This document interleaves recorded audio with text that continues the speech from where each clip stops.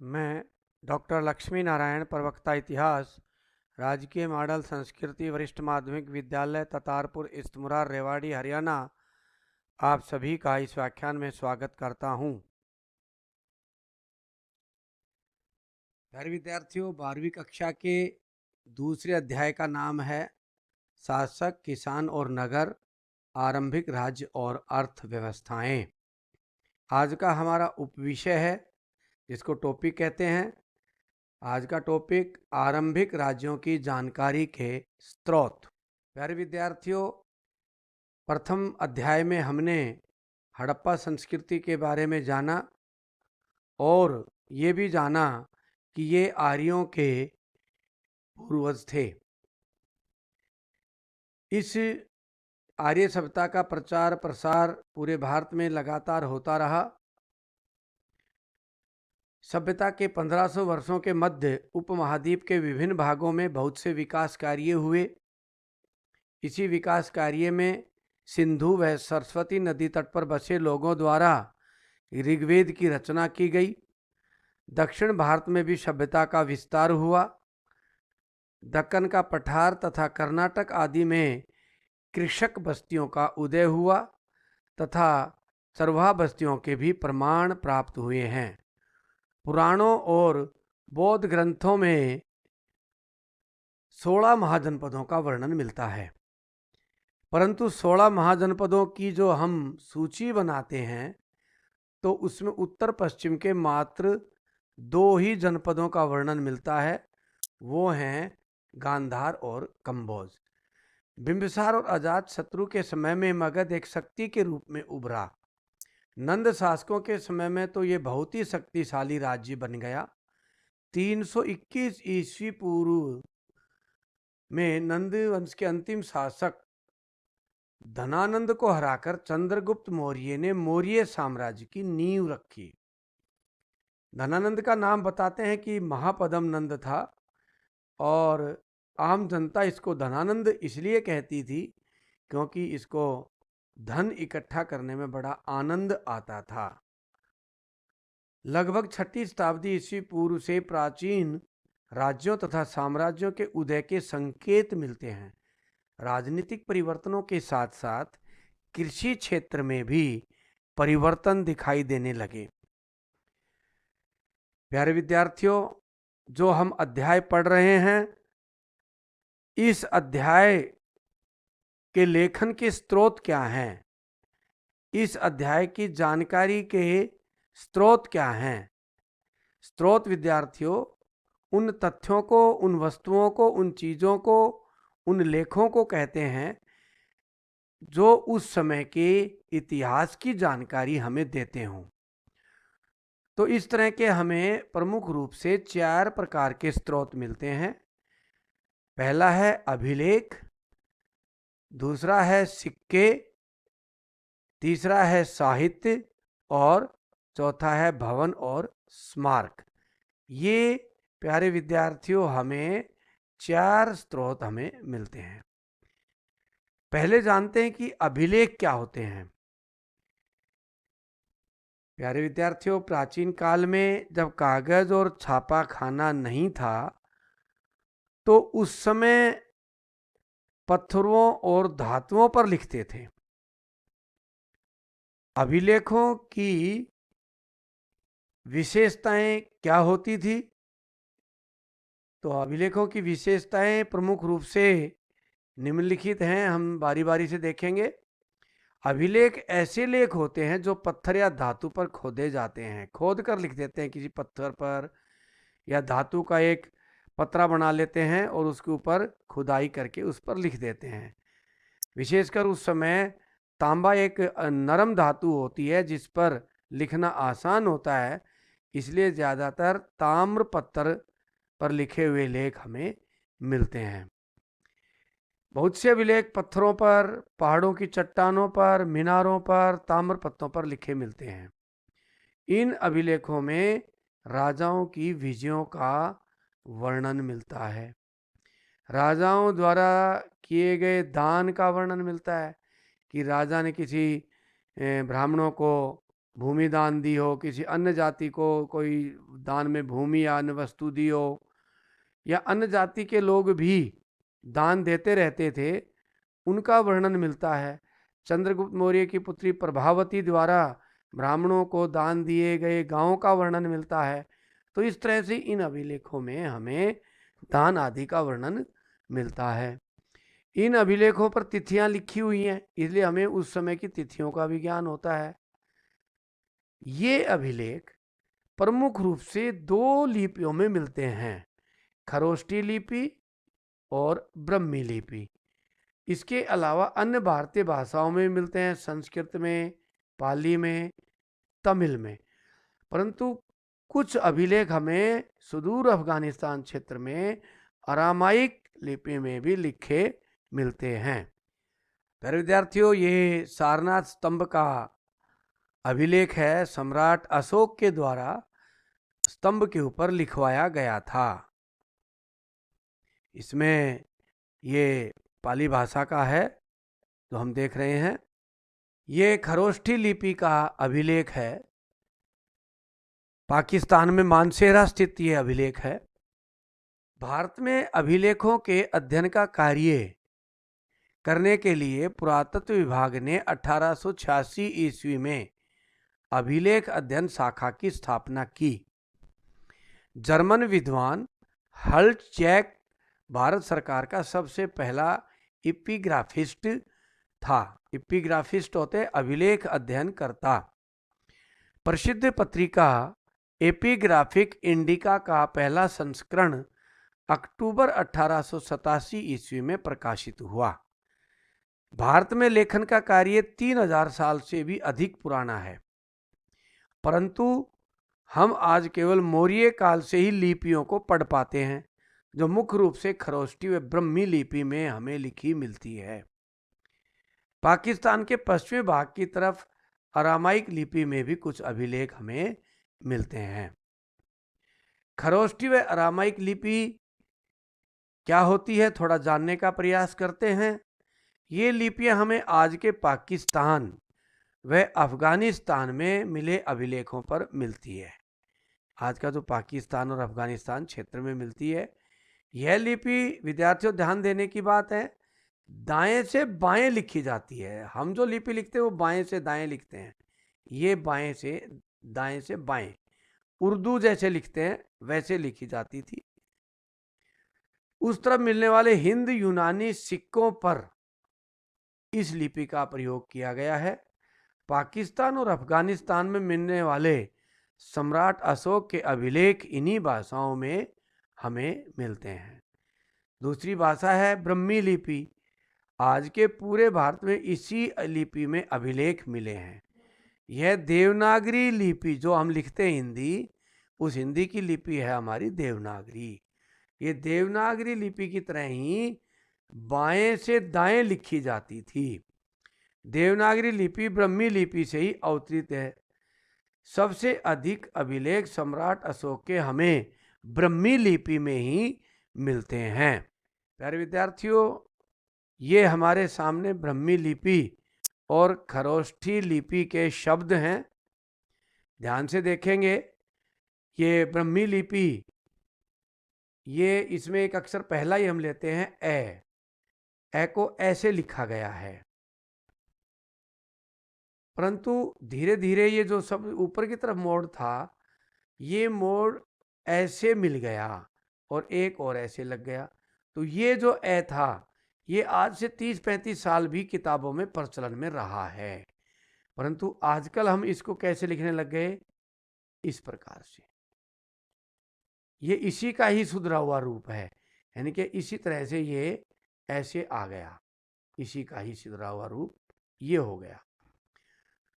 इसी तरह से धीरे धीरे हम और अक्षरों को देखते हैं। ई 3 बिंदी से बनाते थे, ऊ एल से आज के एल की तरह बनाते हैं, ए त्रिभुज से। इन्हीं से ही सुधरते सुधरते ये शब्द बनते चले गए। ये खरोष्टी लिपि का है, ये जो हिस्सा है ये खरोष्टी लिपि है। इसमें ए, यू, ई ये शब्द ऐसे बनते थे। ऐसे देखते हैं च कैसे बनता था, तो ये खरोष्टी लिपि ये दाएं से बाएं ऐसे लिखी जाती थी, ब्रह्मी लिपि बाएं से दाएं लिखी जाती थी। तो ये हमने कुछ लिपि के शब्द देखे।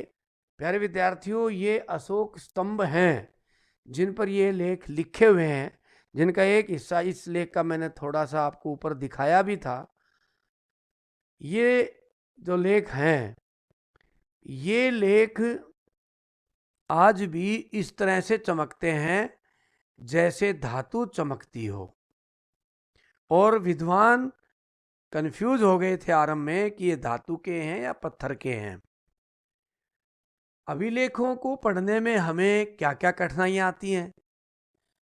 अभिलेखों को पढ़ने में अनेक समस्याएं आती हैं। अभिलेखों की लिपि आज कहीं पर भी प्रयोग में नहीं है, परंतु इन अभिलेखों को पढ़ने में सबसे पहले अंग्रेज विद्वान जेम्स प्रिंसेप ने सफलता पाई। 1838 में सम्राट अशोक के सिक्कों पर लिखी ब्रह्मी लिपि को पढ़ने में ये विद्वान सफल रहे, और फिर उन्होंने सम्राट अशोक के अन्य अभिलेखों को पढ़ने में सफलता पाई। प्यारे विद्यार्थियों, यहाँ एक समझने की बात है कि जेम्स प्रिंसेप ने स्वयं नहीं पढ़ा इनको। जेम्स प्रिंसेप ने इस लिपि को पढ़ने वाले विद्वानों से संपर्क किया। उस समय विद्वान और ब्राह्मण लोग इस लिपि को जानते थे, क्योंकि वो पीढ़ियों के नाम भी लिखते थे और अन्य ग्रंथों को भी संजो कर रखते थे और अगली पीढ़ी के लिए नए कागजों पर या नए लेखों पर उतारते रहते थे। तो इस स्थिति में वो इस भाषा को समझते थे, तो उन्होंने पढ़ करके जेम्स प्रिंसेप को बताया। फिर भी इन अभिलेखों को पढ़ने में अनेक समस्याएं आई। कुछ अक्षर जो हल्के खुदे हुए थे वो घिस गए लंबे समय के बाद, और उनके अर्थ को समझने में हमें मुश्किल होती है। कुछ अभिलेखों का हिस्सा नष्ट हो गया है, उन पर चोट आदि के निशान लग गए हैं, या चोट लगने से कोई हलंत लग गया, बिंदी लग गई, तो इससे क्या हुआ कि उन शब्दों का अर्थ ही बदल गया, तो उससे मुश्किल हो रही है। कुछ शब्दों के अर्थ आज भी समझ पाए हम, क्योंकि इन शब्दों के अर्थ स्थान व समय के साथ बदल जाते हैं। ये शब्द किस चीज के लिए प्रयोग होता था, इसका क्या अर्थ होता था, तो कई शब्दों में हमें बड़ी दिक्कत आ रही है। अभी तक सभी अभिलेखों को पढ़ा नहीं गया है। इसके कारण है, एक तो विद्वानों की कमी है। मैंने बताया कि आजकल के कोई विद्वान इस भाषा के जानकार है नहीं, वो ब्राह्मण भी खत्म हो गए। दूसरे, सरकारी सहायता भी नहीं मिल पाती प्रयास किए जाएं तो इन कारणों से यह सारे अभिलेख अभी पढ़े नहीं गए हैं। अनेक लिपियों और भाषाओं में अभिलेख मिलते हैं जो आज तक पढ़ी नहीं गई है।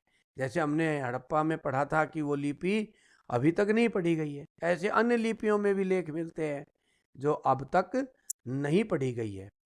कई जगह राजा को उसके नाम की बजाय उसकी उपाधियों से जाना जाता था, ये भी बड़ी समस्या बन जाता है।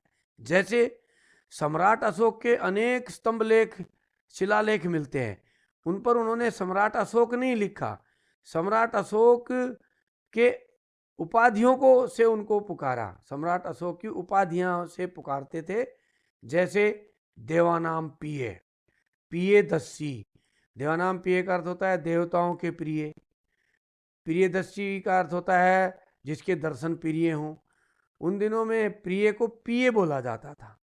तो इस तरह से बड़ी मुश्किल से इन अभिलेखों में अनुमान लगा पाए हम कि ये देवानाम पिये और पियदस्सी सम्राट अशोक के लिए लिखे गए नाम हैं। अब एक बार प्रमुख अभिलेखों पर नजर डालते हैं। विशेषकर हम सम्राट अशोक के अभिलेखों को देखते हैं। यहाँ 14 चट्टान अभिलेख हमें मिलते हैं सम्राट अशोक के। ये 8 स्थानों पर मिले हैं। ये 14 चट्टान अभिलेख हमें शहबाज गढ़ी से और मानसेरा से, दोनों स्थान पाकिस्तान में है। और इसकी लिपि मैंने बताया था अभी थोड़ी देर पहले भी कि खरोष्टी लिपि है, जो दाएं से बाएं लिखी जाती है। ये शहबाज गढ़ी और मानसेरा के दोनों अभिलेख खरोष्टी लिपि में है। इसके अलावा भारत के अन्य भागों में धौली और जौगड़ ये उड़ीसा में है, कलसी देहरादून में है, गिरनार काठियावाड़ गुजरात में है, सोपारा मुंबई में है, येरागुड़ी आंध्र प्रदेश में है। ये सब हमें ब्रह्मी लिपि में मिले हैं। 7 स्तंभ लेख मिले हैं हमें, दिल्ली, मेरठ, इलाहाबाद, टोपरा, लोरिया, अर्राज, लोरिया, नंदनगढ़, रामपुरवा, ये सभी लेख ब्रह्मी लिपि में हैं। प्यारे विद्यार्थियों, यहाँ एक बात और स्पष्ट कर देते हैं कि दिल्ली में हमें कोई सम्राट अशोक का अभिलेख नहीं मिला था। ये अभिलेख फिरोज शाह तुगलक द्वारा दिल्ली लाए गए थे। 2 अभिलेख मिलते हैं हमें, एक मेरठ से लाया गया तो उसको दिल्ली मेरठ अभिलेख, एक टोपरा अंबाला से लाया गया तो इसलिए उसको दिल्ली टोपरा अभिलेख बोल देते हैं, जिसका चित्र हम अगले पेज पर देखने वाले हैं। 4 छोटे स्तंभ लेख ये उत्तर भारत में सारनाथ व प्रयाग में मध्य प्रदेश के सांची के स्थानों से प्राप्त हुए हैं। इनमें धर्म में फूट डलवाने वालों के लिए दंड का प्रावधान है। भाबरू वाले अभिलेख ये राजस्थान में मिला है। भाबरू वाले अभिलेख, इसमें बौद्ध भिक्षु भिक्षुणियों के लिए निर्देश दिए गए हैं। कुछ छोटे अभिलेख भी मिले हैं, रूपनाथ से, सहसाराम से, बैराट से, सिद्धपुर से, मास्की से, जटिंग रामेश्वर से। ये छोटे अभिलेख हैं। ये भी अभिलेख हमें इतिहास की अच्छी जानकारी देते हैं। नेपाल की तराई में भी रुम्मीदई और निगलीवा, इन स्थानों से भी हमें अभिलेख मिलते हैं। कुछ गुफा अभिलेख भी मिलते हैं। बिहार में बारबरा की पहाड़ियों से मिलते हैं गुफा अभिलेख। गया के पास सम्राट अशोक के अभिलेख मिलते हैं गुफाओं से। ऐसे ही हमें अन्य स्थानों पर भी अभिलेख गुफाओं में मिलते हैं। जूनागढ़ गुफा अभिलेख मिलता है। ऐसे ही हमें अन्य जगह अभिलेख मिलते हैं। मानसेरा पाकिस्तान में खरोष्ठी का अभिलेख है। ये इस पत्थर पर लिखा हुआ है। ये शहबाजगढ़ी में ये एक पत्थर पूरी चट्टान पर लिखा हुआ है। ये अभिलेख, ये दिल्ली मेरठ स्तंभ लेख है। ये दिल्ली तोपड़ा, ये दिल्ली मेरठ। देखो प्यारे विद्यार्थी, ये ऊपर से टूटे हुए हैं। टूटने से पहले इन पर किसी न किसी पशु या पक्षी का चित्र रखा होता था इनके ऊपर। वो नहीं है, क्योंकि लंबे होने के कारण जब खुदाई फिरोज शाह तुगलक ने कराई होगी इनकी, तो लाते समय कहीं ना कहीं ये टूट गए। फिर भी उन्होंने इन दोनों को लगवाया, जो ऊपर से टूटे हुए हैं दोनों। जैसे ये यहाँ से टूटा हुआ है और ये यहाँ से टूटा हुआ है।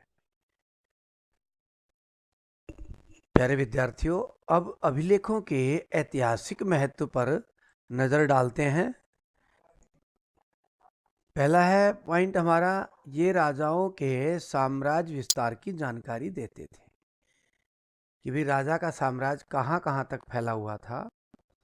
जहाँ जहाँ तक राजा के अभिलेख मिलते हैं, जिस जिस क्षेत्र में अभिलेख मिलते हैं, उससे अनुमान ये लगाते हैं कि राजा का साम्राज्य का विस्तार यहीं तक था।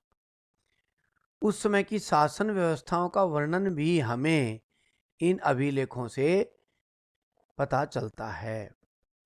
उस समय की आर्थिक, सामाजिक, धार्मिक स्थितियों का वर्णन भी हमें इन अभिलेखों से पता चलता है, क्योंकि इन अभिलेखों में जो लिखा गया है वो इन चीज़ों पर भी प्रकाश डालती हैं। शिक्षा और साहित्य की जानकारी भी ये अभिलेख देते हैं। बहुत से अभिलेख राजाओं और अन्य दानवीरों द्वारा दिए गए भूमि दान का भी वर्णन करते हैं। जैसे एक अभिलेख में हमें पता चलता है कि चंद्रगुप्त द्वितीय, चंद्रगुप्त विक्रमादित्य गुप्त काल में हुए, उनकी पुत्री प्रभावती ने भूमि दान दी। तो इससे सामाजिक प्रकाश भी डालती है, सामाजिक स्थिति पर, कि भाई स्त्रियों को कितने अधिकार थे, स्त्रियों को अचल संपत्ति पर अधिकार थे क्या, स्त्रियां अचल संपत्ति दान देती थी क्या। तो ऐसी बहुत सी चीज़ों पर भी ये अभिलेख प्रकाश डालते हैं। अब दूसरा पार्ट देखते हैं, सिक्के। सिक्कों से हमें इतिहास की जानकारी, या सिक्के हमारे स्रोत के रूप में हमारे लिए मूल्यवान कैसे हैं ये जानते हैं। प्राचीन कालीन भारतीय इतिहास के पुनर्निर्माण में सिक्कों की भूमिका बड़ी प्रशंसनीय है। सिक्कों के अध्ययन को हम क्या कहते हैं? मुद्रा शास्त्र। सबसे पुराना वैदिक काल का सिक्का जो मिला है वो है निष्क, सबसे पुराना सिक्का है विद्यार्थियों। फिर उत्तर वैदिक काल के भी हमें शतमान और कृष्णल, दो सिक्के हमें दो प्रकार के मिले हैं। इसके बाद हमें मौर्य काल के और उसके बाद के काल के खूब प्रचुर मात्रा में सिक्के मिलते हैं। इनको हम दो भागों में बांटते हैं, एक अच्छे प्रकार के ढले हुए, एक अच्छी प्रकार के नहीं ढले हुए। जो अच्छी तरह से नहीं ढले हुए सिक्के थे उनको आहत सिक्के कहा गया है। 6वीं शताब्दी के सिक्कों को आहत अर्थात पंच मार्क्ड सिक्का कहा गया है। पंच मार्क होता है ना कि किसी भारी वस्तु से धातु पर जब दबाव डालते हैं या चोट मारते हैं तो उस धातु के अंदर एक खड्डा सा बन जाता है और एक निशान बन जाता है, उसको पंच मार्क कहा गया है। ये सिक्के चांदी और तांबा दोनों धातु से मिलते हैं। ये सिक्के टेढ़े मेढ़े होते हैं, गोल नहीं होते, बेढब। इन पर आकृति नीचे की ओर धसी हुई होती है। पंच मारने पर जो आकृति बनती है वह नीचे की ओर धसकर खड्डा बनाती थी। भार व आकार भी इनका एक जैसा नहीं होता था, यानी कि वजन भी बराबर नहीं, आकार भी एक जैसा नहीं। इन सिक्कों पर कोई चिन्ह अंकित होता था। अभी दिखाएंगे आपको आहत सिक्कों के चित्र।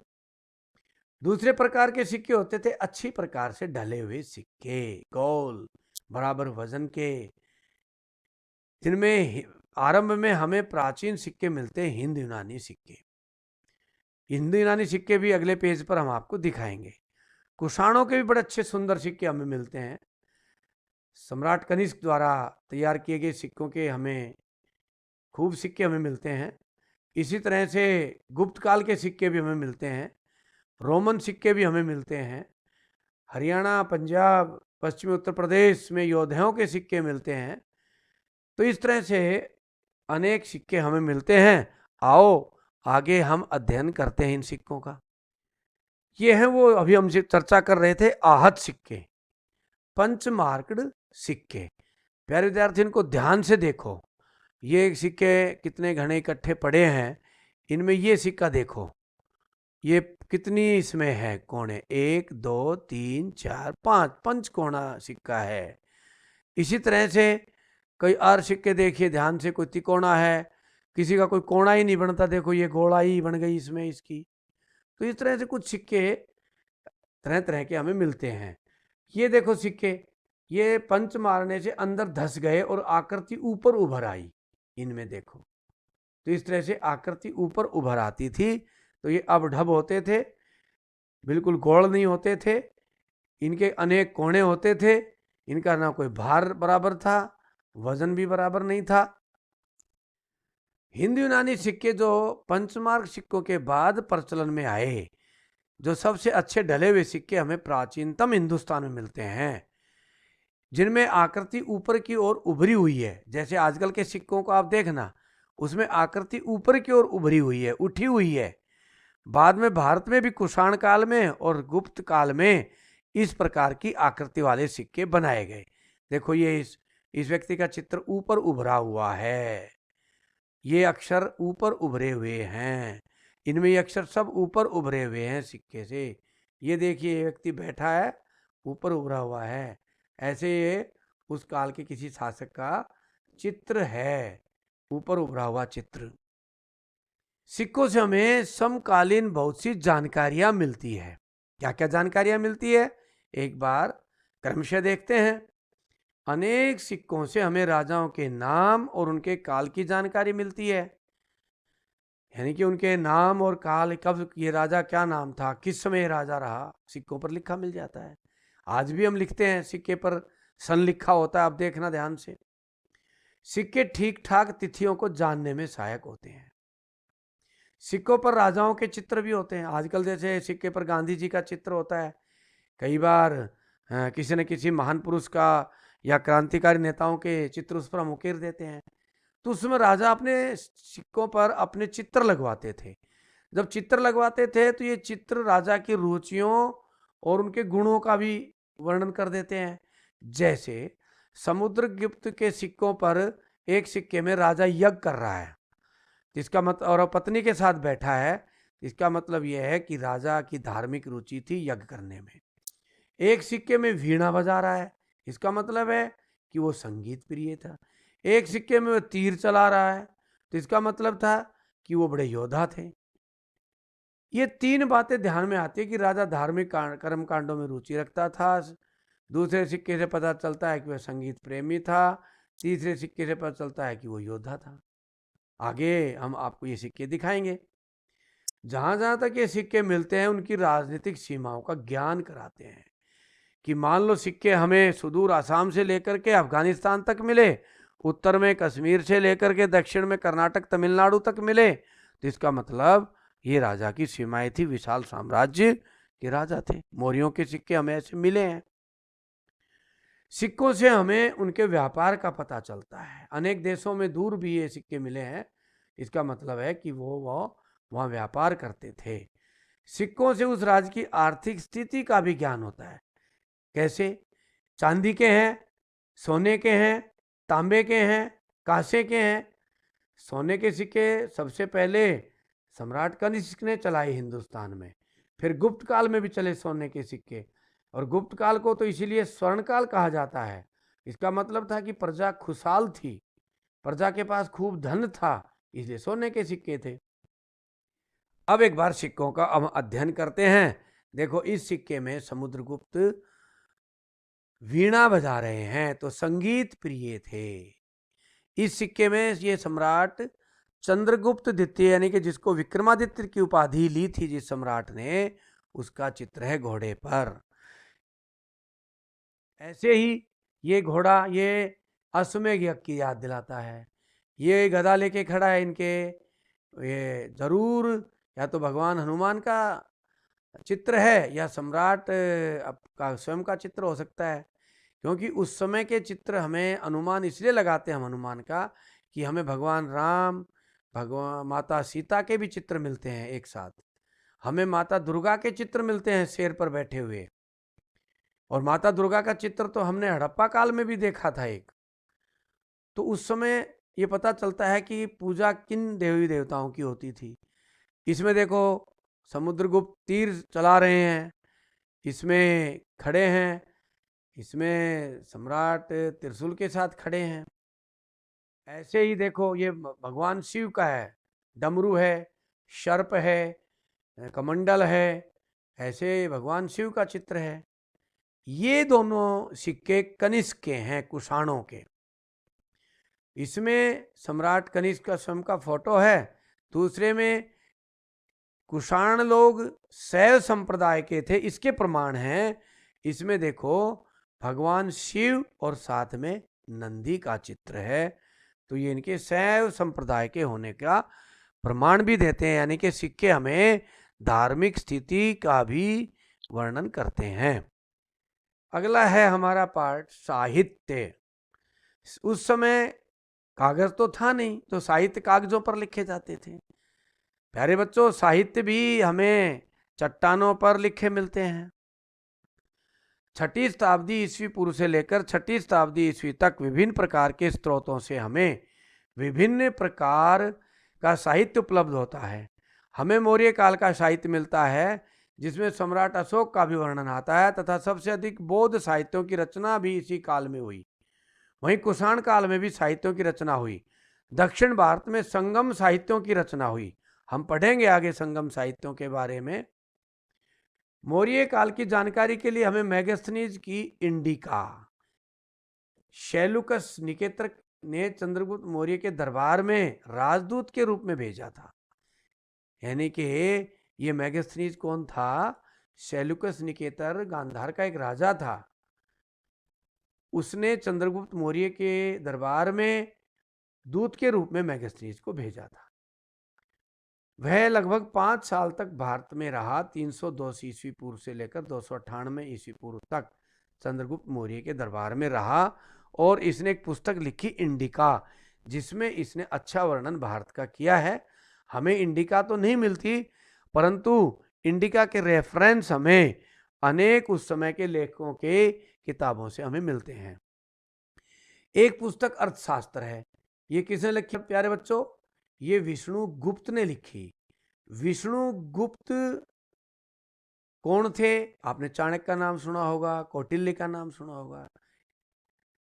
चाणक्य और कौटिल्य को ही जो असली नाम था, ठीक नाम था, वो विष्णु गुप्त था। अपने कुटिल नीतियों के कारण वो कौटिल्य कहलाते थे। इस पुस्तक में हमें मौर्य काल का विस्तृत वर्णन मिलता है और ये राजनीति से संबंधित पुस्तक है। अर्थ धन से संबंधित लगता है शब्द हमें, परंतु ये राजनीतिक पुस्तक है। इसमें 15 अध्याय हैं। इसके अलावा हमें मौर्य काल की जानने के लिए विशाखा दत्त का मुद्रा राक्षस, प्यारे बच्चों ये लिखा तो गुप्त काल में गया था, परंतु ये एक नाटक है जो विशाखा दत्त ने मौर्य काल के बारे में लिखा कि किस तरह से चंद्रगुप्त मौर्य का जन्म एक शूद्र वंश में हुआ था और कैसे कैसे वो सम्राट बना। ये एक नाटक है। इस नाटक में भी हमें चंद्रगुप्त के वंश की जानकारी हमें मिलती है। इसके अलावा जैन ग्रंथों में वर्णन मिलता है कि सम्राट चंद्रगुप्त ने अंत में जैन धर्म अपना लिया और जैन परंपरा के अनुसार 298 ईस्वी में मरण व्रत रखकर, जिसको संथारा भी बोलते हैं, दक्षिण भारत के स्वर्ण बेलगोला में प्राण त्यागे। यानी कि भोजन पानी त्याग दिया, जैसे जैनी संत त्यागते हैं ऐसे ही, और स्वर्ण बेलगोला में इन्होंने अपने शरीर का अंत किया। वहीं बौद्ध ग्रंथों में, बौद्ध ग्रंथ है महावंश और दीपवंश, इन दोनों ग्रंथों में हमें सम्राट अशोक के बारे में पता चलता है कि सम्राट अशोक ने धर्म प्रचार के लिए क्या क्या प्रयास किए। ऐसे ही एक बौद्ध ग्रंथ दिव्यावधान, इसमें सम्राट अशोक के जीवन का और उनके शासन का वर्णन मिलता है। वहीं गुप्त काल के समय के भी हमें अनेक साहित्य मिलते हैं और गुप्त काल को तो स्वर्ण काल कहा गया है भारत के इतिहास का। गुप्त काल में विज्ञान और गणित के क्षेत्र में बड़ी उन्नति हुई। ये सभी साहित्य आज भी उपलब्ध हैं, परंतु उनके अर्थ ढूंढने आज भी हमारे लिए मुश्किल हो रहे हैं। आर्यभट्ट, ब्रह्मगुप्त, वराहमिहिर की खोजें आज भी बड़ी प्रासंगिक हैं। कालिदास के नाटक आज भी विश्व प्रसिद्ध हो रहे हैं। गुप्त काल के प्रमुख साहित्यों में हम देखते हैं एक बार, उस समय आर्यभट्ट ने आर्यभट्टियम, 10 गीतिकासुरा, आर्यस्थलसला, ये ग्रंथ लिखे। ऐसे ही ब्रह्मगुप्त ने ब्रह्मस्फूत और खंडनायक नामक ग्रंथ लिखे। वराहमिहिर ने व्रत संहिता और पद्यदंतिका पुस्तक लिखी। वहीं चरक, जो उस समय के बड़े ही डॉक्टर थे, सुश्रुत भी उस समय के डॉक्टर थे, यानी कि सर्जन थे। चरक ने पूरे शरीर का वर्णन किया है, शरीर की छोटी छोटी बातों का चीरफाड़ करके सारा वर्णन किया है, बुद्धि का वर्णन किया है, जो आज भी डॉक्टर नहीं समझ पाए हैं। ऐसे सुश्रुत ने भी प्लास्टिक सर्जरी का वर्णन किया है, जो आज भी मेडिकल में पढ़ाया जाता है। वाग्भट्ट चिकित्सक भी इस काल में हुआ, उसने अष्टांग संग्रह लिखा। इसी तरह से एक वैद्य पलकपम, उन्होंने हस्त आयुर्वेद ग्रंथ लिखा। ऐसे ही अनेकों ग्रंथ हमें गुप्त काल के प्यारे विद्यार्थियों उपलब्ध होते हैं। चौथा पॉइंट है हमारा भवन और स्मारक। भवन और स्मारकों से भी हमें अपने इस अध्याय के अध्ययन में सहायता मिलती है। मौर्य काल में निर्मित स्तूप, विहार, स्तंभ, ऐसे ही पशुओं की मूर्तियां, गुफाओं में लिखे लेख, भवन, ये चीजें हमें उस काल की जानकारी देती है, उस काल की सभ्यता और संस्कृति का वर्णन हमें बताती है। अशोक द्वारा निर्मित सांची के स्तूप, सारनाथ का स्तूप, लोरिया नंदनगढ़ का स्तूप, गया की गुफाओं में खारवेल के हाथी गुफाएं, ये हमें उस काल की जानकारियां हमें देती हैं। एक बार इन स्मारकों के भवनों के चित्र देखते हैं। ये सम्राट अशोक के समय की गया की गुफा है, ये वाली। इसमें हमें उस काल का अंदर, गुफा के अंदर बहुत से लेख सम्राट अशोक के बारे में मिलते हैं। ये खारवेल की हाथी गुम्फा लेख है, ये गुफा है पहाड़ को काट करके, ये भी और ये भी पहाड़ को काट के दरवाजा बनाकर अंदर इसको गुफा बना दिया, ऐसे इसमें बनाया गया है और अंदर लेख लिखे हुए हमें दीवारों पर मिलते हैं। ऐसे ही ये सांची का स्तूप है, भोपाल के पास है ये स्तूप, बहुत अच्छी कंडीशन में है अब भी भोपाल के पास। और ये सारनाथ का स्तूप है। तो इन स्तूपों के आसपास भी हमें जानकारी मिलती है और उस समय के धार्मिक सांस्कृतिक विषयों की जानकारी ये स्तूप और ये वस्तुएं हमें देती हैं। प्यारे विद्यार्थियों, अब हम इस अध्याय से संबंधित, इस टॉपिक से संबंधित कुछ प्रश्न अपनी नोटबुक में करेंगे। छोटे प्रश्न हैं। अभिलेख क्या होते हैं? अभिलेखों की कोई 5 विशेषताएं लिखें।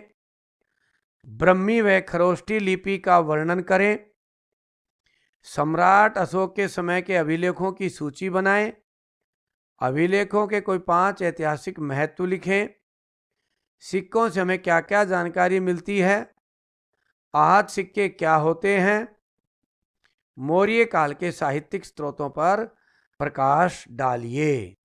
तो प्यारे विद्यार्थियों, आपने ध्यानपूर्वक ये अध्याय सुना और देखा, तो आप सभी का बहुत बहुत धन्यवाद।